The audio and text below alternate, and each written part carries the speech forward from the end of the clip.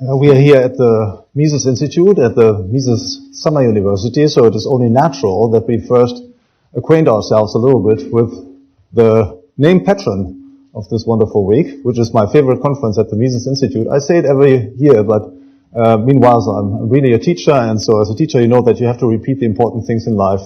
I love you. I hate government. And Mises University is wonderful, right? Because we have this great group and of enthusiastic and increasingly well-informed, well-trained people, and a great crowd coming from all corners of the world, which I enjoy very much, and which you will enjoy also. Some, of course, learn a little bit less, even though assisting the entire week here. So last year we had David Gordon on the very last day rising and said he just had one question left. Who is this von Moses? So we don't want this to happen again.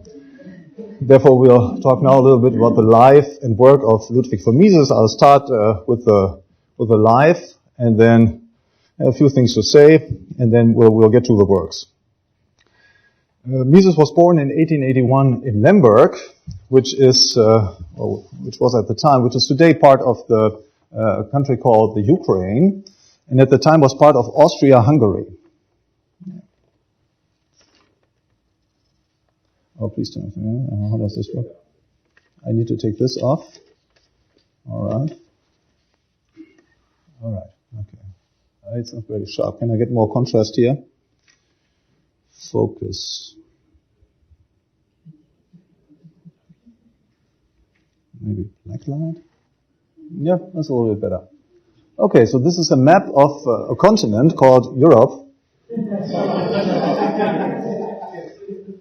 And you see here Austria-Hungary, which is southeast of a very beautiful country with nice exposure to the Baltics and to various other waters.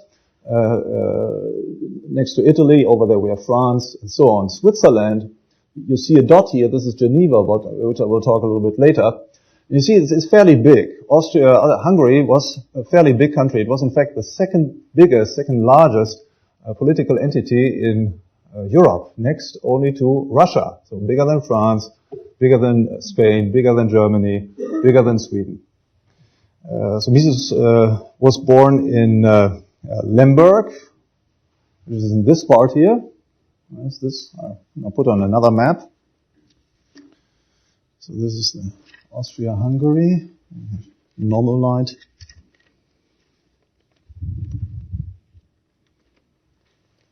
Yep. So up here we have Lemberg.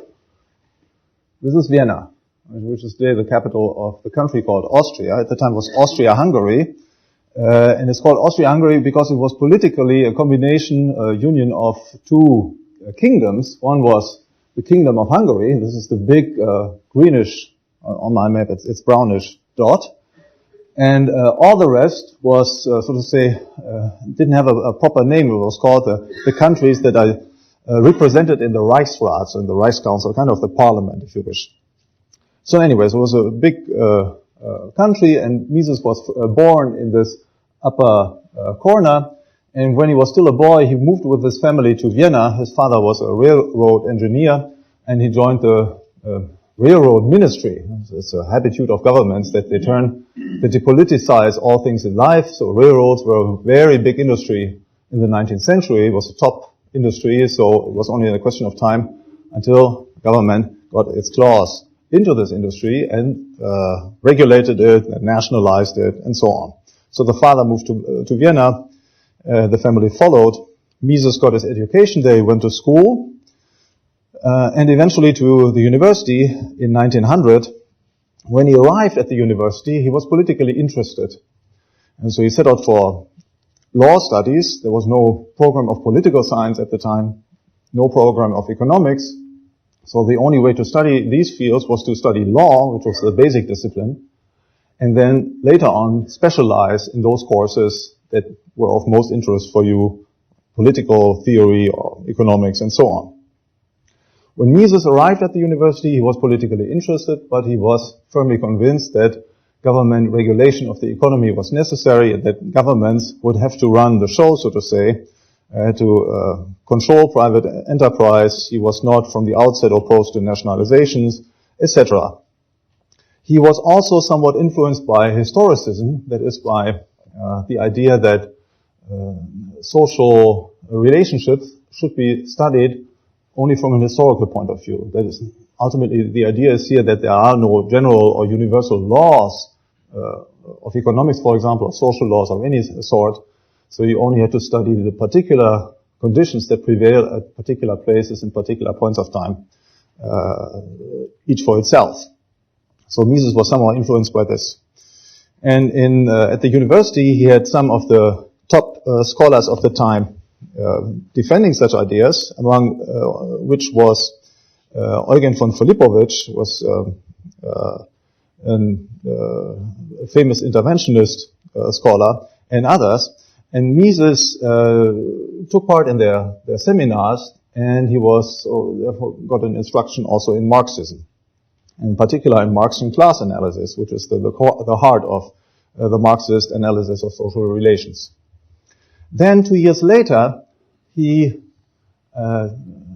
intellectual life completely changed when he read a book by one of the Vienna professors with whom he didn't have any class and with whom he would never have a class because the author had to quit the university in the same year. It was 1902. And the author was Karl Menger. The title of the book was Principles of Economics. So, of course, in German, Grundsätze der Volkswirtschaftslehre. And this was what changed Mises' outlook on economic science and ultimately also on politics and on history. Not only to individual behavior, but also to groups, nations and so on, markets, firms and so on. So this is something that he saw in Menger for the first time, and he saw more than this. He saw that in the light of this theory, which was a realistic theory of the causal relationships at work in an economy, it could be seen that the market was a rational process. It was not just a chaotic side-by-side of different individuals and groups struggling for political supremacy, but it was a rational order in which the activities of each were rewarded only to the extent that they rendered services to their fellow men, to consumers in particular. So this changed his outlook, and in the following years, after 1906, when he got his doctorate, he would attend the seminar of one of Karl Menger's most important followers, or possibly the most important follower of Karl Menger, who was Eugen von Boehm-bawerk, was a professor of economics also at the University of Vienna, but especially he was a former Ministry of Finance and was therefore very well known both within Austria and internationally. Boehm-bawerk was the author of a completely new theory of interest and of capital, about which I will say something later on. So he took part in the seminar, and parallel to this, he started his career.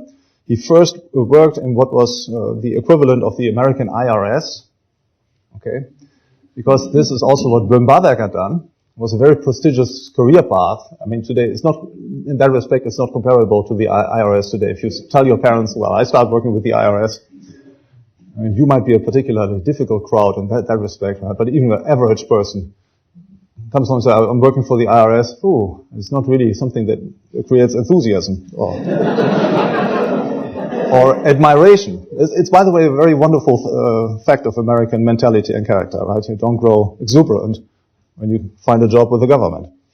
But that's what Mises did anyway. In his time, we have to remind us, was a different age, and so it was very prestigious. But Mises could not suffer it. Okay, so he very soon discovered that bureaucracy was really nothing for him, and being just a little wheel in an enormous machine in which he would progress slowly year by year and had to obey rules constantly, was never any place for initiative. This was not just his cup of tea, as we say here. So he quit this administration very quickly, and he started a career in law. Started working for a law firm, but here too he stayed just about 1.5 or 2 years.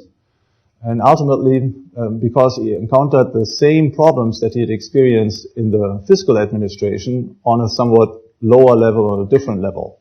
Because, of course, in law too, you had to deal with the courts, were always government institutions, we had regulations everywhere, there was not much place for initiative and so on.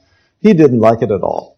So he joined the Vienna Chamber of Commerce, or more precisely the Lower Austria Chamber of Commerce, which was located in Vienna, and started a career here, which he would pursue for many years, for 25 years precisely. Now, what was so interesting about the Chamber of Commerce? Well, the Chambers of Commerce had a much higher standing in those days than they have today. And especially for somebody interested in politics, they were way more interesting, especially in those very days. Because this was at the onset of large-scale government interventionism in Austria in industry and many other fields of many other economic sectors. Now, the government wanted to do this, or more precisely the parliament wanted to do this, but they didn't have the knowledge of the concrete conditions prevailing in the different industries. They wanted to regulate them, but they didn't know exactly how to do this because they didn't know the first thing about business and about economics. So they needed competent manpower. And this competent manpower was delivered by the Chamber of Commerce. And they counseled with all parties, not just one party in particular, but all parties got advice. And so they was writing proposals for legislation and so on, always in the under the commission of different parties. And on the other hand, and that was the interesting part of this, there was of course also the possibility to comment on these proposals, comment directly in discussions with the people from the parliament and from the government, but also comment in journal articles in the daily press. And that's exactly what Mises did. And he relished doing this. Of course, when he started, he would not, of course, in the first few years, he could not just write articles denouncing stupid legislation proposals that he has encountered in practice because he was a beginner. But so he could write under pseudonyms, or he could feed journalists with such information. He could also write articles under a more general heading. It's not a good idea to impose subsidies for meat or subsidies for whatever, milk. And after the war, then World War I, he could attack them more outrightly. So that's what he did. Then came World War I, a big seizure. Mises joined the army. He had, during his university studies, he had a 1-year mandatory training, became an officer after this year, so he joined the army as a lieutenant, then very quickly, within the next 4 years, he moved up to the rank of captain, and served essentially on the East Front, and what they called the North Front. So the North Front you have up here, and the East Front. So, but they essentially called it the North Front because the Russians were attacking from there. So Mises survived this, even though he had to go 3 times to the front, which was not a destiny that all of his colleagues at the chamber, and especially not all of his colleagues at the university, had to share. Right? These people, of course, way too important. As an economics professor, you're so important that you need to stay home, way behind the front lines, and tell your government how it needs to run the war economy. So that's what most of the other economists did. And Mises didn't like interventionism at this point, didn't like it at all. So he was not really useful, neither enthusiastic to cooperate in these administrations. He was available for the front. But he survived, which is a great thing. And so he started his life anew after the war, 1918, when Austria-Hungary disappeared, because we have here a multinational entity. So we have Germans in this area, we have Hungarians here, we have Yugoslavs or Southern Slavs in this area, we have Czechs here, we have Slovaks here, and here we have Russians, Ruthenians, we have a couple of Germans too, here also Germans, Poles, right?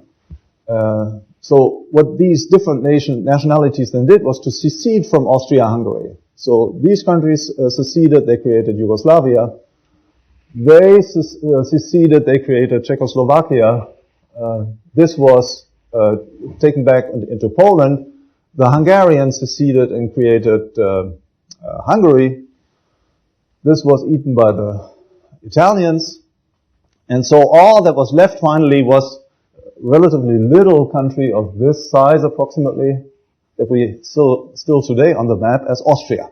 Okay? The leftover country, Austria. So here Mises pursued his career. Leftover Austria, of course, had to inherit all of the government debts. Right? The others, well, this was just this very oppressive regime. Had nothing to do with the good Poles and nothing to do with the good Yugoslavians and so on. It's all for the Austrians, for the Germans. And so they inherited of the debt, they inherited of all the government civil servants and so on. So it's a huge apparatus for a relatively small country. And so conditions were quite difficult. Mises then at that point was very quickly promoted to a chief executive of the chamber, okay, and had therefore a paramount position within Austrian political life, in particular as far as economic policy was concerned. So his commentaries would be writing op-eds for daily newspapers, and they were read and were part of the public debate. And he was very influential as a counselor with the government. And a third activity, he was a professor at the University of Vienna. He was not a regular professor, he was an extraordinary professor, which could probably best be translated not as in the sense of he was not an ordinary but an extraordinary, was particularly bright or something. He was an adjunct. Okay, so he was a regular professor, and there were so to say the irregular professors. He was an adjunct professor. But in distinct contrast to present-day American adjunct professors, so you didn't just have a part-time contract, which could be severed at any point of time. You were paid as you go. Mises had a tenure, so it was a tenured adjunct professor. Okay, and so this position he held then nominally for the rest of his life, but we'll see what happens. His main achievements for the next 16 years, and we're not here talking about ideas, just practical achievements, because in those days he was very much a man of practice and of political action, was to prevent that the country be taken over by a small group of political radicals, also called Bolsheviks. Okay. In those days, 1918, the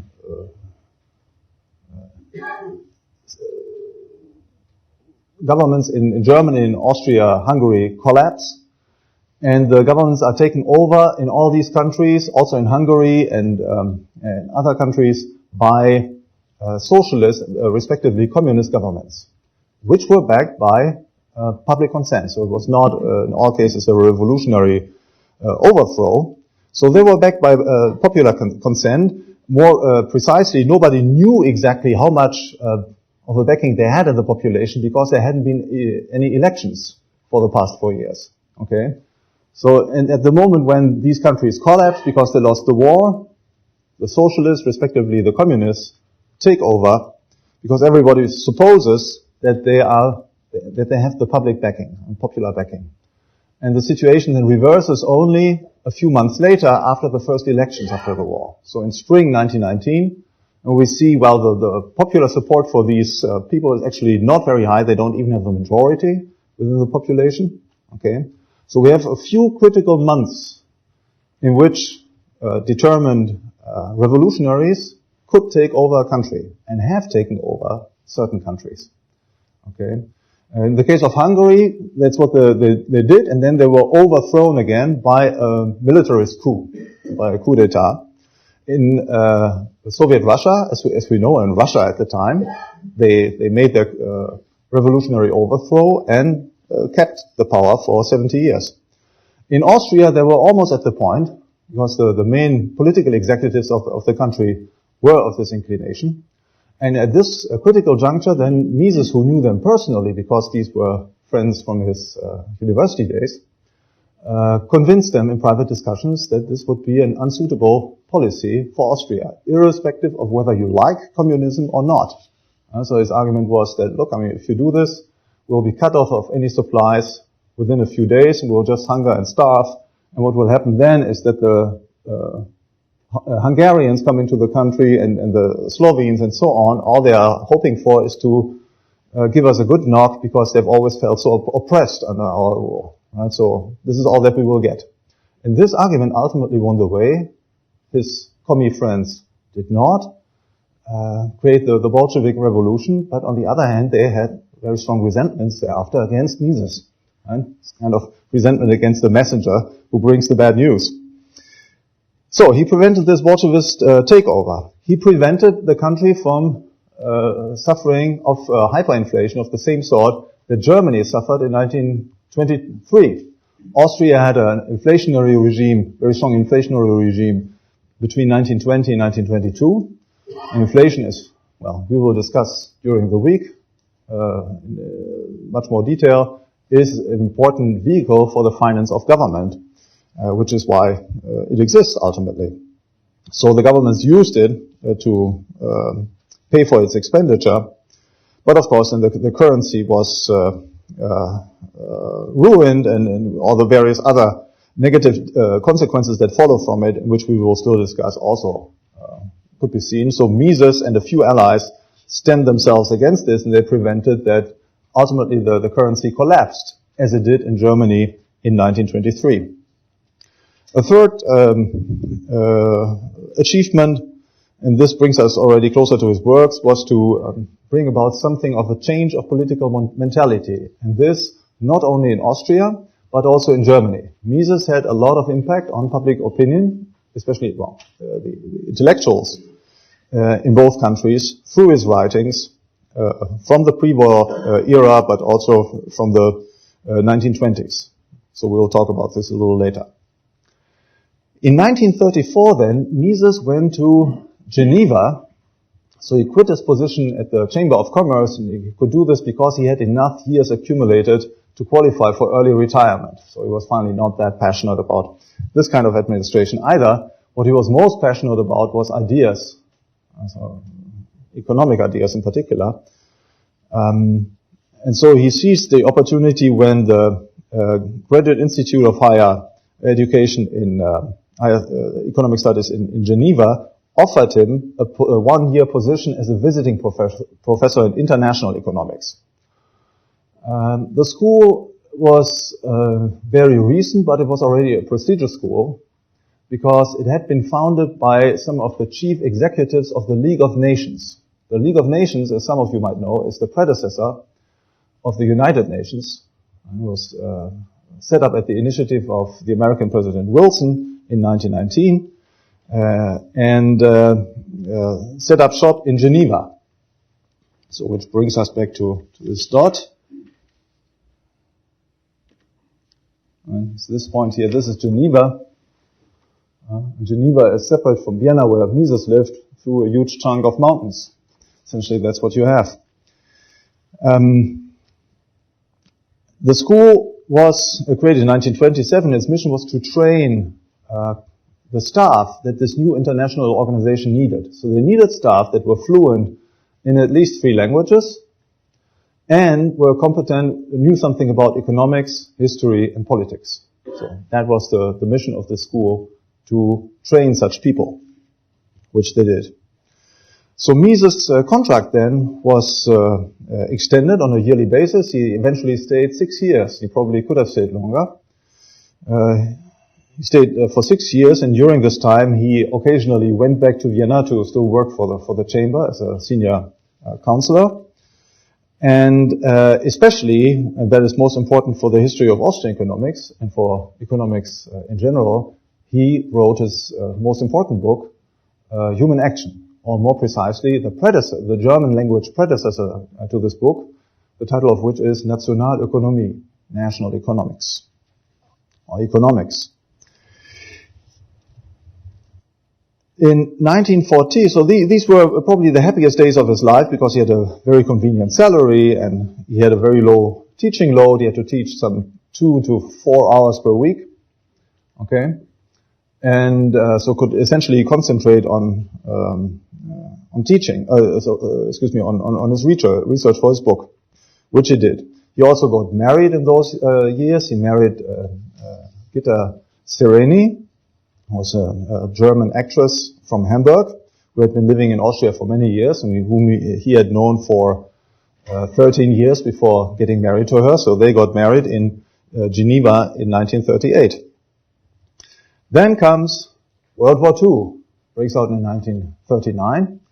And Mises at first was not very nervous, was unconcerned, because he thought that nothing would really happen, because the French had learned their lesson from World War I, so they would block the German armies somewhere here. The French had created a defense wall, kind of a defense wall that they called the Ligne Maginot. But unfortunately, they created it only here, at the border with Germany. They had neglected to protect also the border with Belgium. The Germans are, of course, smart enough to see this.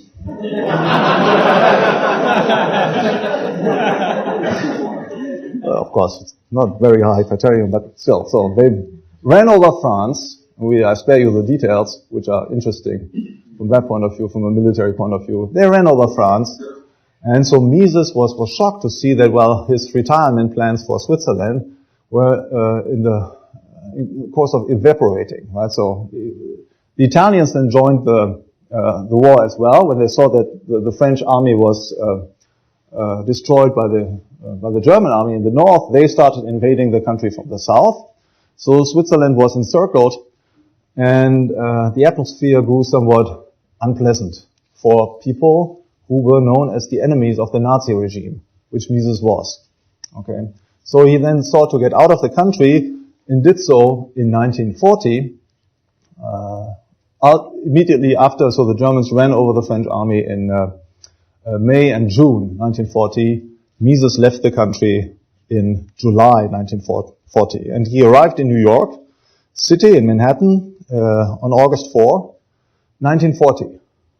Here he would find then a new country. He became citizen of the United States in 1946 and lived here for the rest of his years, for the rest of his life. It was at first a very difficult start because he had no revenue. He was a relatively old man, 59 years old. Hadn't learned anything that was of practical value. In his seminar in Vienna in the 1920s, they were making jokes. What will we do if one day we will lose our position? And all his pupils agreed that Mises would make a good doorman. But he didn't do that in New York.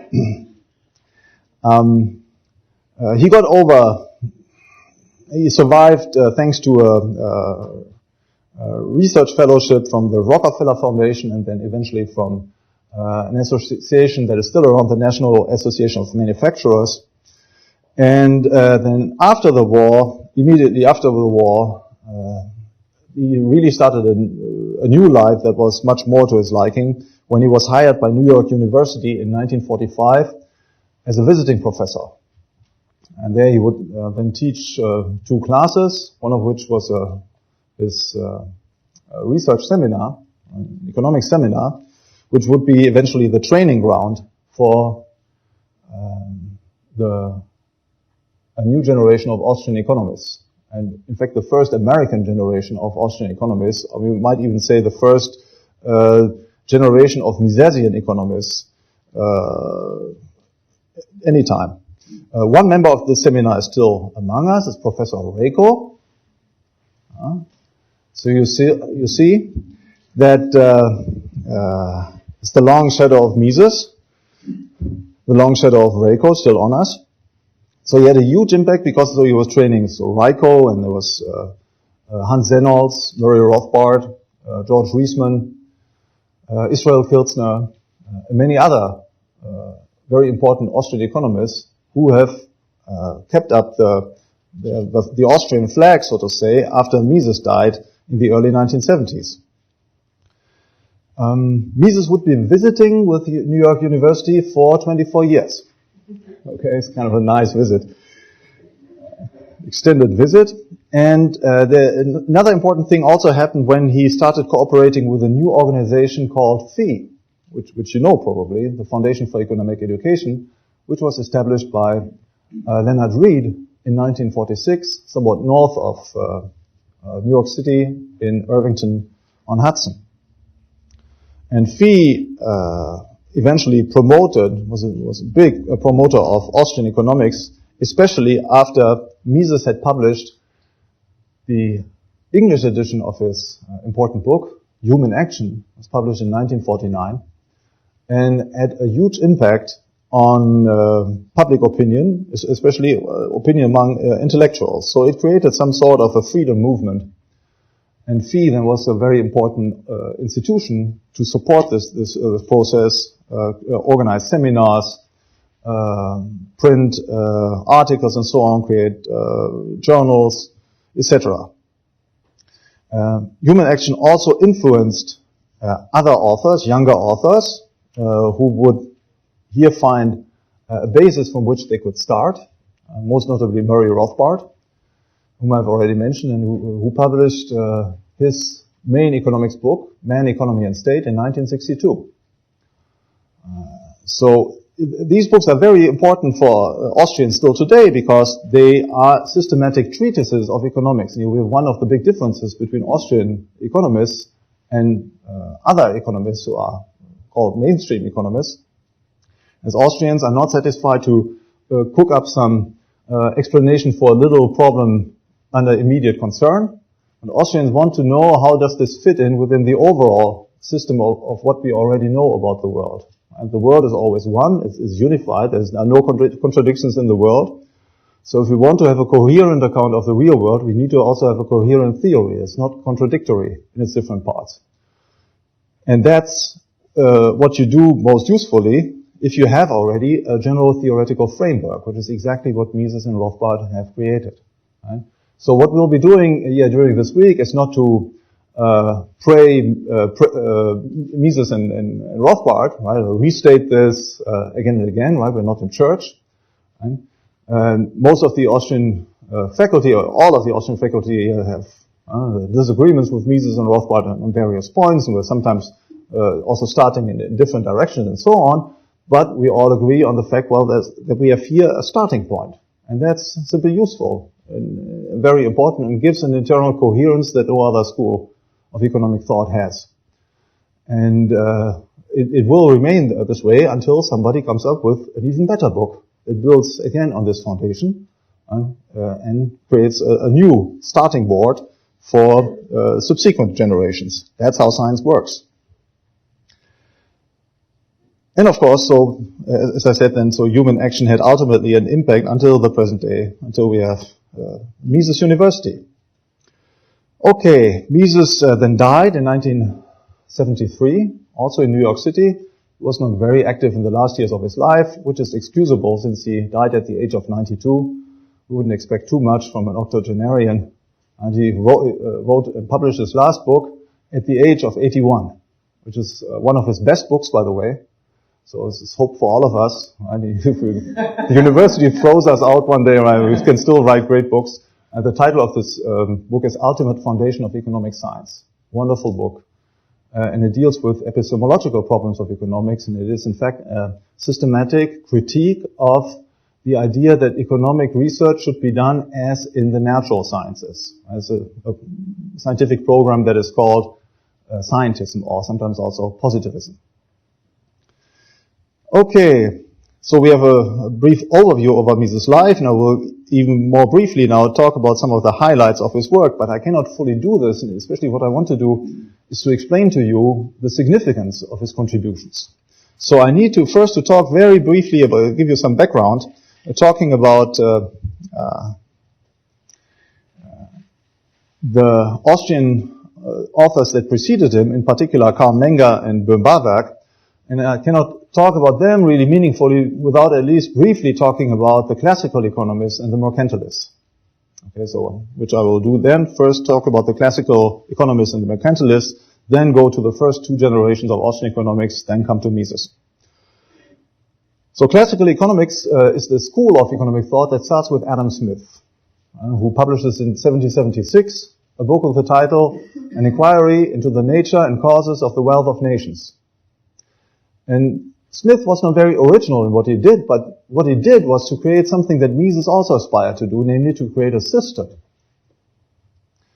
Smith summarized and synthesized various strands of arguments that had been developed during the 18th century and were then present at the time of his writing. And he created a system in which he systematically refuted the prevailing economic doctrine and political doctrine of his time, which he called mercantilism. Now, what's the central point of the mercantilist ideas? It's the idea that the wealth of nations essentially depends on the level of aggregate spending. It essentially depends on how much money we spend on consumer goods, and therefore also on producer goods. And since at the time the countries were operating on a metallic standard, so they had gold coins or silver coins, the only way, or one of the most appropriate ways to increase the level of spending is to bring more money into the country, right? And you do this by encouraging exports. If you sell goods abroad, you get money into the country, and by hampering imports, right? So that less money quits the country. So this was the mercantilist program. Benefit exports with subsidies and with monopolies, and hamper imports by tariffs, quotas, and so on. Now, Adam Smith showed that this program is wrong. That is, he didn't deliver a complete demonstration for reasons that I will briefly mention. But in any case, he proposed a completely different perspective on the nature and the causes of the wealth of nations. For Smith, the wealth of nations had nothing to do with the level of spending and had nothing to do with the money supply. Whatever the level of spending, whatever the level of the money supply, the economy could flourish, grow, and operate just fine. The real causes of economic growth, so of higher wealth, were essentially twofold. The first one was the division of labor, and the second one, and even more important, is the accumulation of capital. Because wages and all revenues are ultimately paid out of capital. All investments are paid out of capital. So what you need to do then is to live a frugal life, not spend too much on consumer goods, save a lot, and thereby facilitate further investments in the economy. Adam Smith then crushed the mercantilist political program by stressing 2 points. First of all, if we have a completely free market, what she called a system of natural liberty, then there is a tendency for all capital to be allocated in such a way as it is most productive and most profitable. And each entrepreneur has an incentive to put his capital there where it creates the greatest yield. Now, when the mercantilists come and impose their program,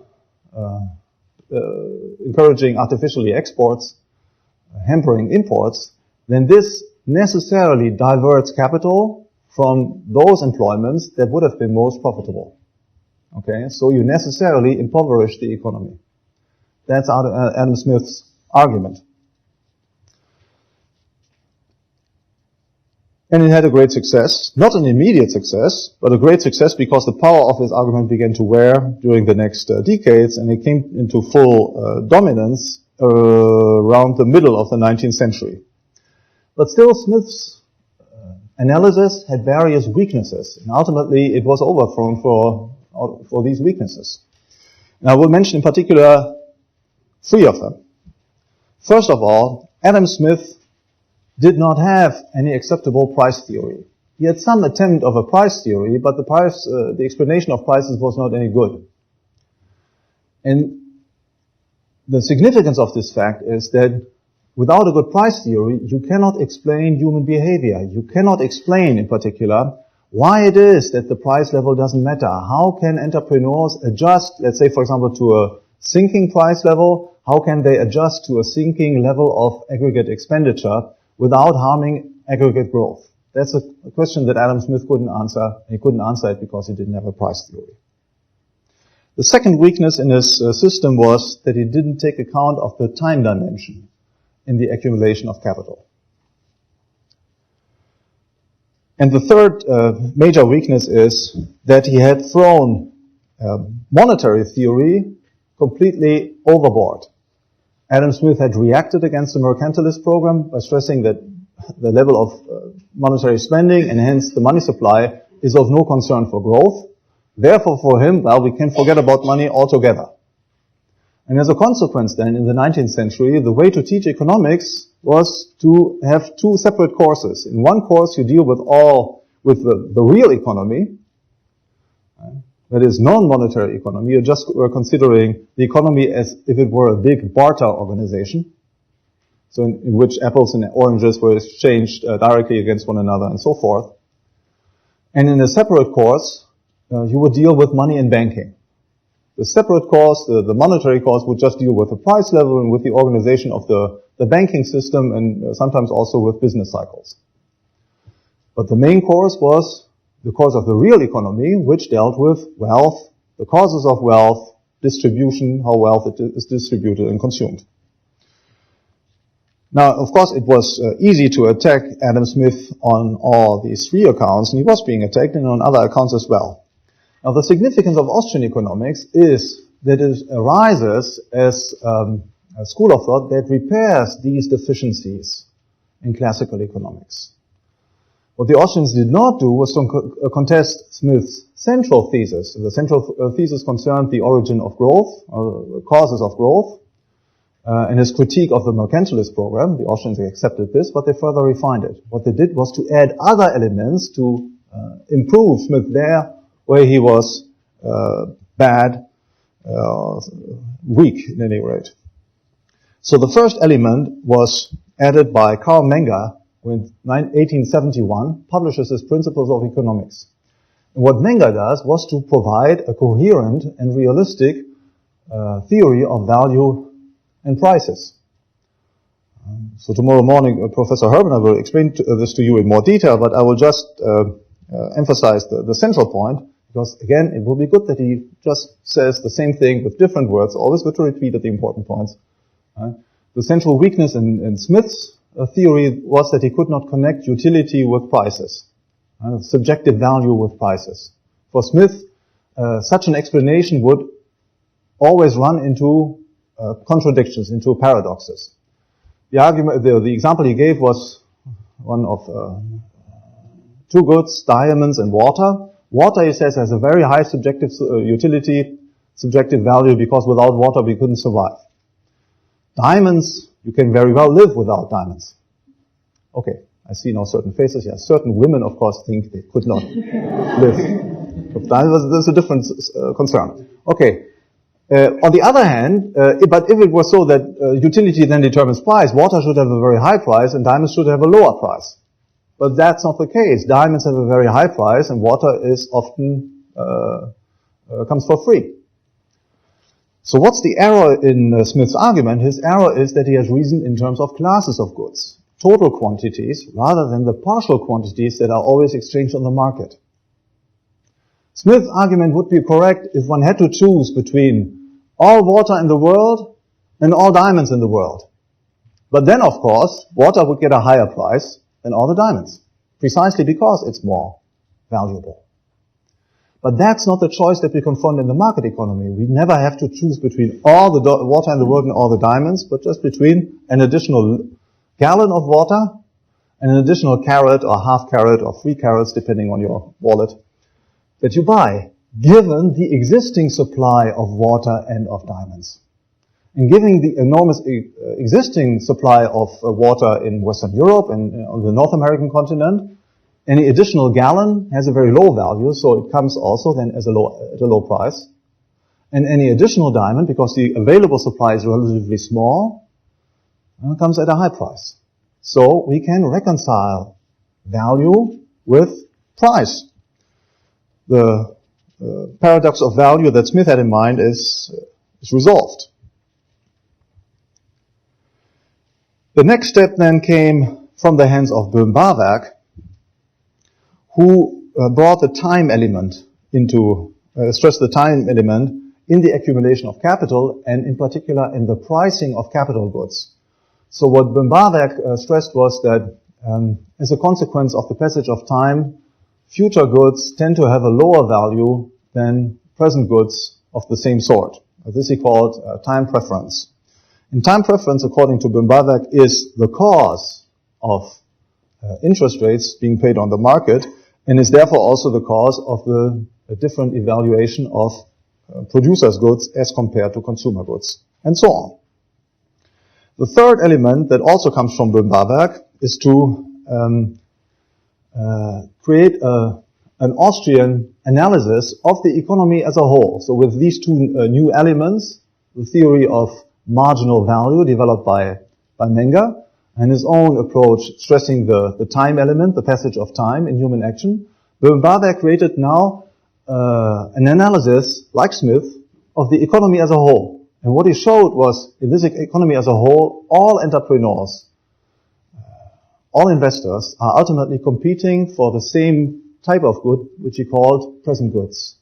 Okay, you need present goods, that is in particular consumer goods, to get any production process going, because you need to feed the people that are involved in creating the product. And since, therefore, all investment projects, whatever their sector, tomato growers, car producers, projector producers, and so on, they all need to employ people. Therefore, they all need to have access to present goods. They are all competing for present goods. The economy the market is a huge process that integrates all different producers into one common, coherent whole that is geared toward the satisfaction of consumer demand. And only the most important investment projects at any point of time get realized. And others are relegated to later moments of time. So, this was the situation. These are the three elements that I should like to stress. There were others as well. So when Mises started working, this was the situation. So there was one element that was still lacking. One problem had not yet been addressed in among the Smithian weaknesses, and this was the absence of money. So even boehm-bawerk, who had created an analysis of the market process as a whole, had not had reasoned as if the economy was by and large a huge barter economy. Consumer goods were being exchanged directly against one another and against producer goods. But there was no intermediation through money. And one of the reasons why this was so, but nobody had done it, was because many people thought this would be impossible in the case of money. There would be a vicious circle of explanation. Why is this so? Well, in the case of a consumer good, we explain its price in terms of subjective value. In the case of money, the subjective value depends on the purchasing power of the object. Right? I mean, the subjective value that a dollar bill has for you will depend on how much things you can buy for it. But so then we're in a circle. We want to explain the price with the help of the subjective value of money, but the subjective value in its turn depends on price. So we are explaining the egg with the hen and the hen with the egg. We are running in a circle. Mises says not so. We can get out of the circle if we consider that, as precisely in the case of the egg and the hen, it's a diachronic process. Okay? So it's not that the price at this point of time, price is being paid, monetary price is being paid, determine the value of money at this point of time. And this value of money at this point of time determines the prices. Rather, this value of money right now determines present prices, but the value itself is determined by the prices that have existed in the past. Okay? So these prices that have existed in the past are in their turn determined by the previous subjective value of money as it existed, which was in turn determined by previous prices of money prices and so on. So we get out of the circle, we have a causal explanation that is stretched out in time.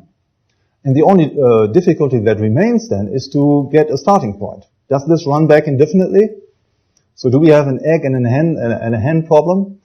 And Mises says, no, we do not, because there was a point of time in the past when there has not yet been used any money. When those goods that we use now as money, namely, for example, silver coins or gold coins, had been used only for industrial purposes or for not for monetary, for an exchange service. So at this point of time, they were evaluated only in the light of these non-monetary services and not by any previous prices that existed for them. So we have a coherent explanation of the value of money, a new theory of the value of money and of money prices that fits into this new theory established by Karl Menger. So we have here an example of this concern that I mentioned before. You do not just set out for an ad hoc explanation of any phenomenon, of any problem that you have, but you want to have a coherent explanation that fits into what you already know about the economy. That's what Mises did. And then he did something else, I will just mention because I'm running out of time. He, in particular, made three very important contributions to economics about, again, we will talk, which we will talk during the week. The first one is that he created a new business cycle theory.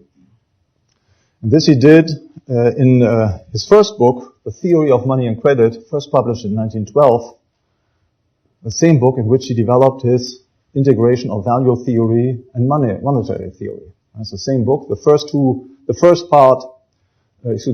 parts deal with the value problem, and then in the third part, he sets out to propose this new business cycle theory. What he does here is to explain the following. He says, if we have an artificial creation of the money supply, in particular through fractional reserve banks, then entrepreneurs can be deluded about the amount of savings that are available in the economy, and the interest rate therefore can fall. If the interest rate falls, is therefore falling artificially, this sounds like a good thing because we can now, finance investment projects that would otherwise not have been worth a while, or would have been too expensive. So it sounds like a good thing, but it's actually a bad thing. That's what Mises explains. So Mises ultimately tells us we have to strictly distinguish between the amount of investment projects that we start and the amount of investment projects that we finish. Okay? That's what I hope your mother has told you very often. Focus on those things that you can do, get them done, and don't distract yourself. Don't do too many things because you will ultimately do nothing well. Okay? And it's a little bit the same thing with the economy. If too many investment projects are begun, we cannot complete them all. Because the number of projects that we can complete always depends on the real resources available in the economy. So the amount of workers and their knowledge, the streets that we have, the buildings that we have, the machinery, and so on, real stuff. And this real stuff does not increase, does not become available in greater quantities, just we increase the money supply, because we increase the money supply. Right? So if we now, because thanks to the increased money supply, the interest rate falls, if we now start more investment projects, then ultimately we start too many things, way more things than we can finish. And this we will learn at some point after this fateful decision, namely when we are running out of the real stuff that is necessary to finance, to keep going with our investment projects. That's when the crisis sets in. So that is Mises' business cycle theory, and you will learn more about this tomorrow and the day after. The two other important contributions are his theory of socialism, his critique of socialism, which is an outgrowth of his value theory, the value theory that he started in this first book, The Theory of Money and Credit. So in 1920, he published this an important article, and followed by an important book, 1922, Socialism, in which he explains that socialism cannot work because it cannot rely on economic calculation as a criterion to decide which investment projects should be realized and which not. In a market economy, the criterion to decide which projects should be realized is profitability. If one project A that yields you 13% of profitability, another project B is 5% of profitability, you have a criterion in terms of which both projects are comparable. Okay, and you can decide yourself for the 13% project and having a good conscience because you are serving consumers more than with a 5% project. Now, this of course presupposes that there be market prices both for your product and for the factors of production. Otherwise you cannot calculate a profitability. Right? Profitability is revenue minus cost divided by cost, very roughly. If you don't have prices, then of course you cannot calculate, you cannot perform this. You have only real goods that are being produced, and they are therefore heteronomous. And you're producing milk on the one investment project, and you're producing cars in the other. How do you want to compare this? You cannot. And we have a problem of this sort exactly in socialist economies. Socialism is defined by the following criterion, that we have common ownership of all means of production. Now, if there's common ownership, then you cannot have prices for factors of production. Right? You cannot exchange with yourself. You cannot take out a dollar bill out of the right pocket and push it into the left pocket. That's not exchange. Okay? Exchange presupposes the presence of several owners, distinct owners. Otherwise, there can be no exchange. So in socialism, by definition, there are no prices for factors of production. Therefore, you cannot calculate profit rates for different investment projects. Therefore, you are at a loss at distinguishing which projects are more important than others, especially if the economy grows big and complex. The last important contribution that Mises made was to develop a new epistemology of the social sciences and of economics in particular. Economics had come under attack by the middle of the 1920s from socialists who claimed that the arguments of the economists were based on no science at all. It was just ideology. So a true science would have to look differently, would have to proceed as in the natural sciences, or would have to study history and so on. And the challenge here was then to clarify the nature of economic science. How does it relate to the facts? Which kind of facts does it ultimately describe? And Mises here held famously that economics is a science a priori. It's an a prioristic discipline. That is, it relates to a level of reality that is not accessible to the senses. We cannot see it, we cannot hear it. Give you just one example, choice. We cannot observe choice, and still it's fundamental for economics. If choice doesn't exist, then there is no value, there are no prices, and so on. It's just behavior through time. How do you know that I make choices? I do make choices. I assure you I could stop talking now. Right? And so on. So I can make choices. But of course, not because I behave in a certain way that you can observe my choice. And you cannot observe the choice. You do not see, for example, the alternatives that I could also pick. So we know about choice. It's empirical knowledge that we have because we can reflect on our own action, but it's not something that we know through our senses. We cannot hear it, we cannot see it, smell it, etc. Same thing for scarcity. You cannot observe scarcity, and still it's fundamental for economics. So what Mises says is, so economics is a science that relates to this layer of reality, which is not accessible to the senses, and is in effect fundamental for that which we can see, because this level of reality comes before what we actually see. Right? My choice comes before what I do in actual practice. Right? So it's a priori to what is accessible to our sense apparatus. Mises develops these thoughts as from 1929.